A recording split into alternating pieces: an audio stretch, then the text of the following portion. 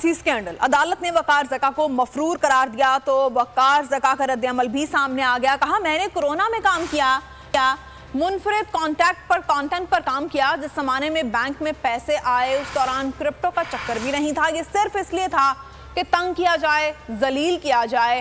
क्या हम अब पाकिस्तान में पैसा नहीं लाएंगे?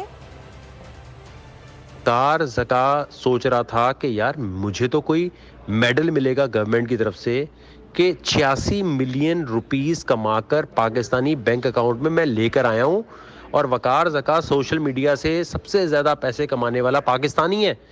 ये बताने के बजाय मुझे कहा जा रहा है कि जी जो पैसे आए हैं ये सस्पिशियस ट्रांजैक्शन है, आपको हम रिपोर्ट करते हैं और आप पे FIR होती है। एक ही चीज़ मैं बताने के लिए तैयार हूँ, लेकिन मेरी रिक्वेस्ट ये है कि मुझे ये बता दिया जाए मेरे पे FIR गलत क्यों हुई। अच्छा, इसका मतलब ये कि FIR अगर गलत हो जाए तो आप आए सारे काम छोड़ के और बात करें।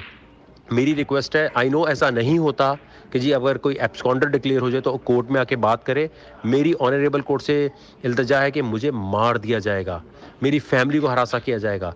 प्लीज़ मुझे वर्चुअली वीडियो कॉल के ऊपर मेरे से जितनी भी आप बात करेंगे वो सही है।